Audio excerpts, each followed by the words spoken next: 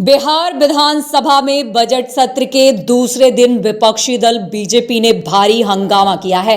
BJP के विधायक बिहार सरकार के मंत्री इस्राइल मंसूरी के खिलाफ हत्या के मामले में कार्रवाई नहीं होने और मंत्री सुरेंद्र यादव के इस्तीफे की मांग पर अड़े हैं।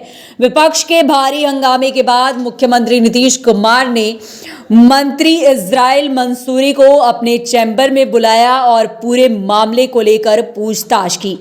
बीजेपी का आरोप है कि मंत्री इस्राइल मंसूरी के ऊपर हत्या में शामिल होने का एफआईआर है।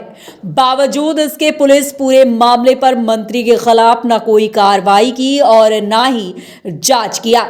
आपकी फिटनेस का राज क्या है? एशवेल रस, ये एक ही बोतल में है। Stress, weakness, acidity, obesity, hair fall, skin की हर परेशानियों का एक ही हल। एशवेल लाइफ, डायबिटीज फ्री लाइफ।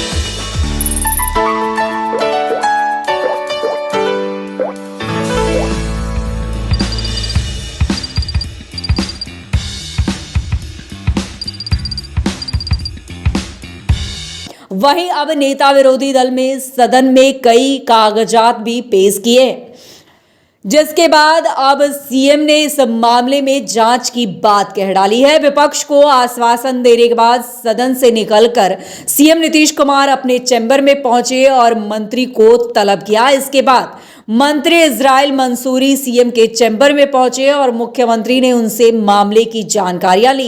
इस दौरान इस्राइल मंसूरी के साथ मंत्री जमा खान और मंत्री अशोक चौधरी भी मौजूद थे।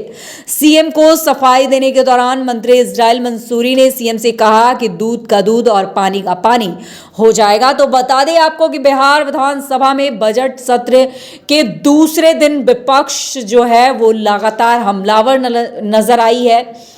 और आपको बता दें कि विपक्षी दल बीजेपी ने भारी हंगामा भी किया है और ऐसी उम्मीद भी जताई जा रही थी कि इस बार के बिहार विधानसभा के बजट सत्र में बीजेपी जो है वो काफी हमलावर नजर आने वाली है और उसका असर भी अब देखने को मिल ही गया है। बीजेपी के विधायक बिहार सरकार के मंत्री इस्राइल मंसूरी के खिलाफ हत्या के मामले में कार्रवाई नहीं होने और मंत्री सुरेंद्र यादव के इस्तीफे की मांग पर अड़े हैं। विपक्ष के भारी हंगामे के बाद मुख्यमंत्री नीतीश कुमार ने मंत्री इस्राइल मंसूरी को अपने चैम्बर में बुलाया और पूरे मामले को लेकर पूछताछ की। बीजेपी का आरोप है कि मंत्री इस्राइल मंसूरी के ऊपर हत्या में शामिल होने का एफआईआर है। बावजूद इसके पुलिस पूरे मामले पर मंत्री के खिलाफ न कोई कार्रवाई कर रही है और न ही जांच की गई। वहीं अब नेता विरोधी दल में सदन में कई कागजात भी पेश किए गए हैं, जिसके बाद अब सीएम ने इस पूरे मामले में जांच का भरोसा दिलाया है।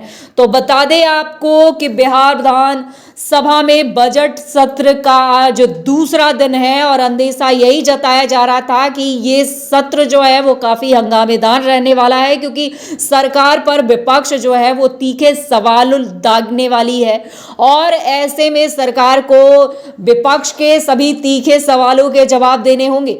तो वहीं आज दूसरे दिन जो है वो विपक्ष जो है वो काफी हमलावर नजर आई। ऐसे में उन्होंने लगातार मंत्रियों के ऊपर लगे आरोप के बाद इस्तीफे की मांग की है और सीएम नीतीश कुमार इस घेरे में आ गए हैं और उन्होंने जल्द कार्रवाई का भरोसा दिलाया। फिलहाल इस्राइल मंसूरी से जो है वो चैम्बर में बुलाकर पूछताछ जो है वो जारी है। आपको बता दें कि फिलहाल ये जो बिहार विधानसभा में बजट सत्र शुरू हुआ है वो काफी हंगामेदार रहने वाला है, क्योंकि ऐसे बहुत सारे प्रश्न हैं जो कहीं ना कहीं विपक्ष को सरकार से पूछने हैं और ऐसे में ये एक ऐसा मौका है जब जिस तरह से सरकार ने बड़े बड़े दावे किए थे, उन सारे दावों का जो है कहीं ना कहीं ब्यौरा जो है वो विपक्ष लेना चाहती है, क्योंकि बड़े दावे तो कर दिए गए लेकिन वो धरातल पर देखने को नहीं मिले, जिसको लेकर अब विपक्ष काफी हमलावर नजर आ रही है और जिसका असर जो है वो कहीं ना कहीं बिहार विधानसभा में देखने को